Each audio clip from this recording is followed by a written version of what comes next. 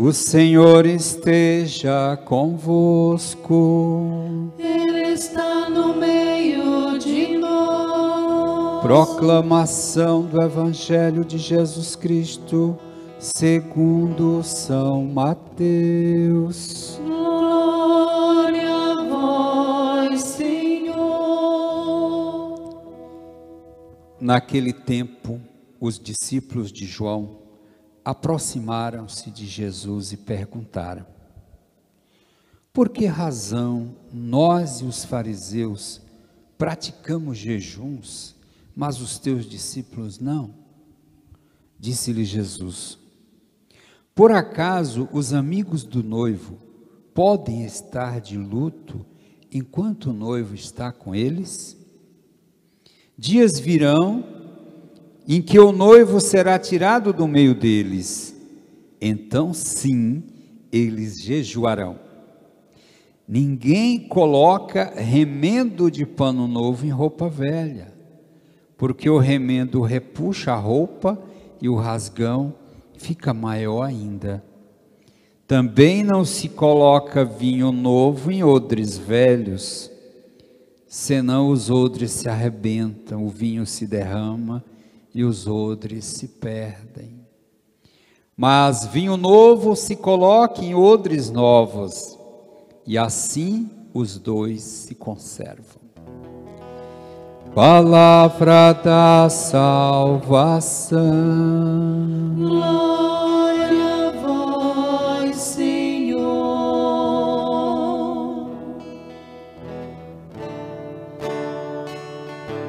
O Senhor anunciará a paz para o seu povo.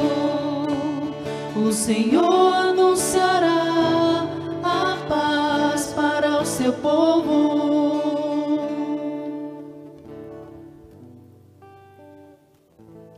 Louvado seja nosso Senhor Jesus Cristo, para sempre seja louvado. e nossa Mãe. Maria Santíssima. Amados de Deus, o profeta Amós, ele, na sua profecia, ele usou de toda a verdade que um profeta tem que falar. Por isso que os profetas são incompreendidos, porque às vezes eles têm que falar a verdade de Deus para um povo que não quer ouvir. E quantas vezes nós somos esse povo? Não queremos enxergar a verdade, mas o profeta, ele não pode botar panos quentes, fazer jogo de cintura, fazer meio de campo, não. É sim, sim, não, não. E as profecias, elas sempre atraíram muito sofrimento sobre os profetas. Vendo nos nossos tempos, o padre Jonas, por exemplo, o padre Jonas sofreu muito, perseguições, foi censurado, levaram à justiça com processos. Eu mesmo já fui à justiça, não porque eu tenha profetizado, mas porque um profeta aqui profetizou. É assim. Mas nós temos que obedecer a Deus e não aos homens. E é essa a causa do sofrimento e de muitos profetas que foram mortos. Mas eles servem a Deus. E o profeta, ele não profetiza a desgraça. Não, ao contrário. Ele profetiza, adverte o povo do seu erro, do seu pecado, para que esse viva, para que esse tenha vida. E foi o que aconteceu. E depois de usar palavras ásperas, acusações, denúncias pesadas que ele tinha que fazer, o profeta hoje nos diz que Deus usará graça e misericórdia para com seu povo. e lhe prepara um futuro de harmonia e de paz. Vê que o profeta, ele numa situação de ruína, ele profetiza isso. Numa situação de grande sofrimento, de miséria, de destruição, e ele diz, ele profetiza o povo e diz: olha, esse tempo vai passar e nós vamos viver um tempo de prosperidade, de bonança, de bênçãos. Meus amados, essa palavra de Deus é para nós hoje. E o Senhor tem profetizado com a sua palavra sobre nós e a humanidade inteira. Muitas pessoas duvidam, mas não duvide não. A palavra de Deus é a verdade. A palavra de Deus não falha, Deus não falha. E o Senhor está dizendo através da sua palavra que o tempo da dor e da miséria, ele vai passar. Mas o que é necessário para que esse tempo seja suplantado? É necessário a conversão, a mudança interior. É isso que é necessário. Então nós precisamos viver esse tempo que estamos vivendo como uma travessia do deserto. Embora fechados, mas nós estamos atravessando um deserto, e a travessia do deserto, ela é necessária para nos purificar e para nos libertar de tantas opressões que estão sobre nós. O Senhor diz: por que o povo de Deus precisou andar 40 anos no deserto? Por que não chegaram bem mais rápido? Porque Deus, era o tempo que Deus não, era o tempo, foi o tempo necessário para purificar aquele povo. Nós também, tem gente só preocupado quando é que isso acaba. Gente, ansiedade mata, ansiedade dá insônia, ansiedade tira a paz, cria uma coisa ruim na pessoa. É preciso ter paciência e confiança. Esse tempo é o tempo necessário que o Senhor está usando para nos purificar, para nos libertar. Então esse tempo deve ser vivido não no tédio, na ansiedade, na murmuração, mas esse tempo deve ser vivido na oração, na graça. Tem gente que diz: esse pessoal fala e não acontece nada. Já está acontecendo. Você não se dá conta da obra grandiosa que Deus está operando. O Senhor está preparando um grande avivamento sobre a face da terra. Eu creio e proclamo isso. Então, a palavra do profeta nos diz precisamente que o Senhor vai levantar a cabana arruinada de Davi. Repararei as suas brechas, restaurarei as suas ruínas, e hei de reconstruí-la como nos dias antigos. Isso, o Senhor está assegurando a seu povo a reconquista da autonomia, da liberdade, da paz, da prosperidade. E isso é fruto da conversão, romper com o pecado, servir a Deus, deixar a servidão dos ídolos, das idolatrias, dos vícios, para servir a Deus. A nossa dependência só pode ser de Deus. Gente, Dependência de Deus é liberdade, porque Deus nos ama. E quando a gente depende de quem nos ama, não tem nada melhor, não tem. Então queiramos sim depender de Deus, só de Deus, porque é Ele que está nos conduzindo para além do deserto, para o lugar da paz, da alegria, da prosperidade, da vitória. E vejo então que o profeta, ele termina a sua profecia com essa palavra tão ungida, tão poderosa, que mostra o poder do céu, o poder de Deus. Todo aquele mal, todo aquele pecado não foi capaz de tirar aquele povo de Deus, porque o coração de Deus, o amor de Deus é maior que todas as misérias. Nós não podemos nos guiar pelos nossos sentimentos, ou pela nossa inteligência, ou pelos nossos pensamentos.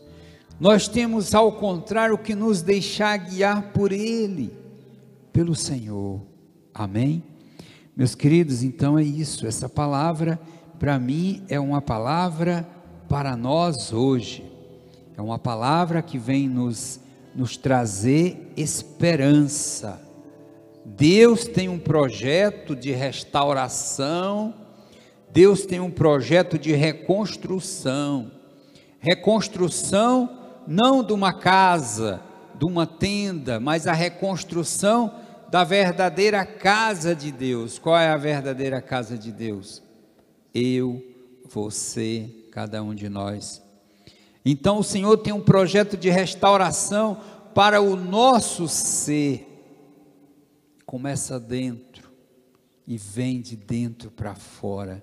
E o Senhor vai nos transformando, vai nos transfigurando, vai fazendo de nós criaturas novas. E qual vai ser a consequência de tudo isso?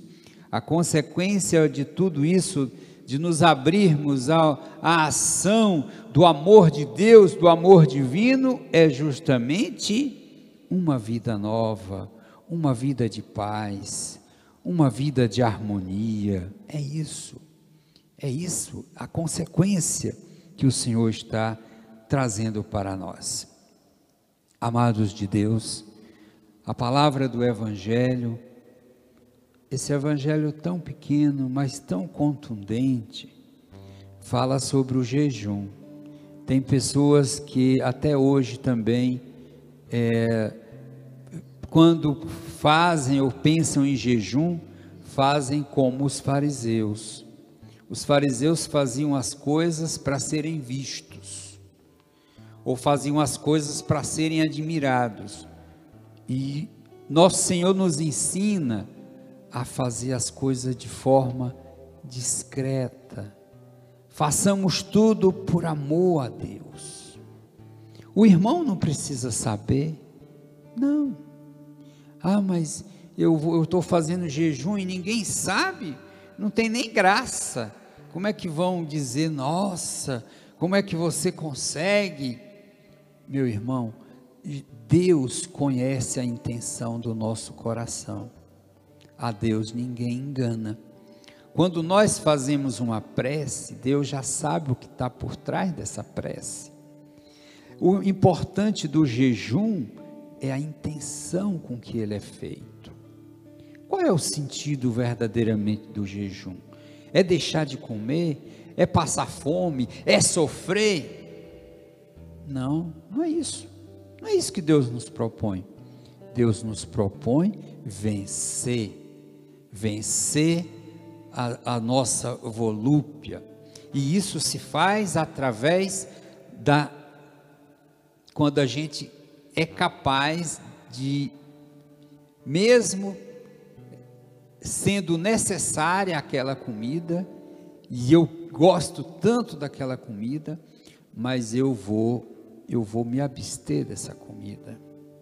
Não porque eu queira sofrer, mas porque eu preciso dominar a minha vontade.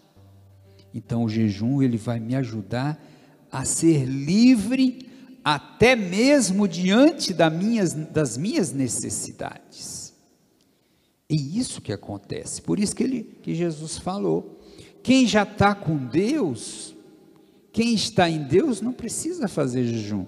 Se os discípulos estão na companhia de Jesus, o noivo, eles têm que aproveitar aquele momento. Aquele não é o momento de fazer um exercício que vai justamente nos aproximar de Deus. Por isso ele disse para eles não precisam fazer jejum agora. Haverá um momento em que eles necessitarão fazer jejum. Para quê? Para vencer as fraquezas, para se dominarem diante da necessidade, diante das tentações, do assédio de Satanás, que conhecendo a nossa fraqueza, ele vai na brecha, e é o jejum que vai fechar essa brecha, pela qual o diabo entra e destrói a nossa vida. Então é isso, nesse momento que eles estão com Deus, eles têm mais é que usufruir da companhia e da presença de Jesus. Lembra também quando Jesus falou para Marta, que reclamou porque Maria deixou tudo e foi escutar Jesus, ele disse: Marta, ela faz aquilo que é essencial, é escutar o mestre. Esse serviço pode ser feito depois. Quer dizer, o mais importante agora é usufruir da presença dele. Exatamente. Então vamos pedir a Deus essa graça. E hoje, mais do que nunca, nós precisamos fazer jejum, porque o jejum ele não só nos fortalece contra o assédio do pecado, mas ele também ajuda a fechar a brecha que está assolando, pela qual o inimigo está entrando e destruindo a igreja, as famílias e o mundo. Quanto estrago o diabo tem feito dentro da igreja, quanta discórdia, quanta divisão tem semeado. E nas famílias, meu Deus, quanta coisa, quanta divisão, quanta desunião tem acontecido nas famílias. Tudo isso é pela brecha que o diabo vai entrando. E a pessoa diz: mas fazer jejum vale de alguma coisa? Se for fazer por fazer, não vale de nada. O jejum não é para a carne, o jejum é para o espírito. Para a carne é dieta, é deixar de comer, isso é para a carne. Mas quando você faz jejum, é para o espírito, é para fortalecer o teu espírito e a tua vontade. Faz toda a diferença. Tem gente que tem uma capacidade, uma disciplina tremenda para as academias, mas não tem nenhuma vontade, nenhuma disciplina para a vida de oração. Pessoa rigorosamente todo dia naquela hora está na academia, fica 1 hora, fica 2 horas. E a oração? E os exercícios espirituais? O que é que vai acontecer com a tua carne se o teu espírito é uma Maria mole? Você não tem vontade, você não tem determinação. Quer dizer, você vai cair nas misérias e nas armadilhas do mundo, mesmo com esse corpão aí bonitão, fortão, você vai cair nas garras de Satanás. É isso que ele quer. É preciso disciplina. A pessoa diz: eu não consigo. Consegue. Ah, isso vai fazer mal à nossa saúde. Faz, não vá nessa não. Jejum não faz mal à saúde, é o contrário. Jejum faz bem até fisicamente. Porque nós somos um povo, apesar da situação que vivemos no mundo, que a gente come mais do que precisa comer. Um dos problemas hoje de muita doença no mundo é decorrente disto. As pessoas comem, bebem mais do que poderiam e do que seria necessário. Então o jejum purifica. Ele purifica o espírito, fortalece o espírito, mas ele também purifica o organismo. Ele dá descanso ao organismo. É isso, meus irmãos. É isso o jejum, mas não é deixar de comer. Jejum é você se voltar para Deus e se deixar que Deus seja o alimento. Você dizer, eu não vou comer nada esse dia e eu nem vou sentir fome. Quando você começa a fazer o jejum e vai entrando na dinâmica espiritual, você não vai se consumir. Ah, meu Deus, eu estou me acabando, eu só penso na comida. Então não adiantou nada. Você passou o dia inteiro pensando. Você tem que se voltar para Deus. O jejum tem que te levar para Deus. Se você faz jejum e não reza, o que adianta? Nada. Precisa rezar. Reze. Por isso que o Senhor fala aqui com muita beleza. Ele conhece o nosso coração, sabe de tudo, sabe que se minha intenção é boa, se não é boa, ele sabe se eu tenho segundas intenções. Por isso ele fala isso para nós hoje, ó.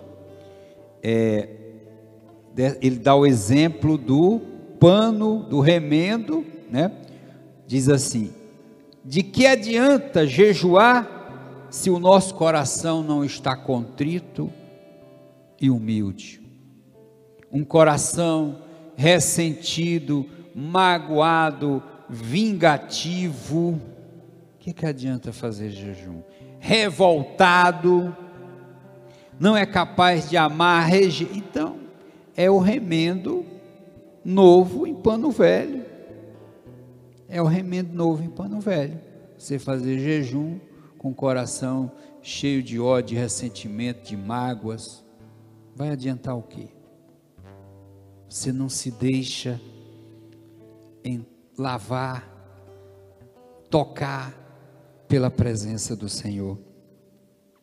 É a mesma coisa do vinho.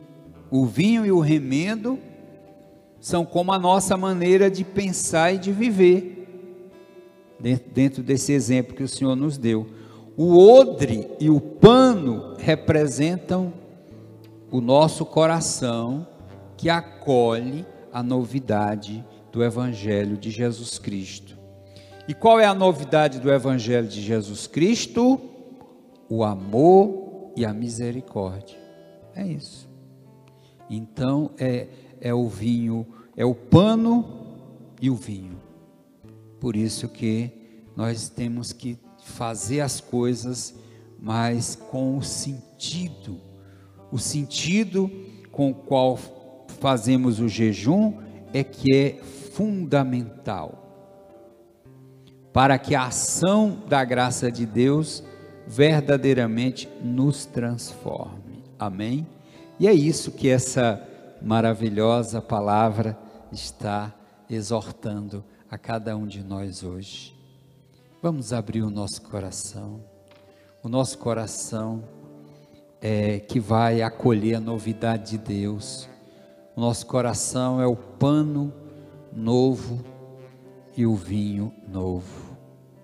Então nós precisamos deixar a mentalidade velha, nós precisamos deixar os vícios, nos deixemos conduzir, seduzir por Deus, pelo seu amor. É Ele que vai nos dar essa vida nova.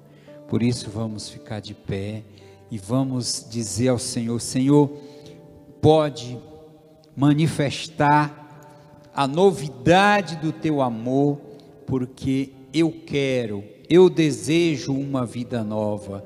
Senhor, eu preciso de uma vida nova, e precisamos mesmo, e é essa vida nova que o Senhor está preparando para nós, com um avivamento, com um tempo novo, esse tempo de restauração, de mudança, que fala a primeira leitura do profeta Amós.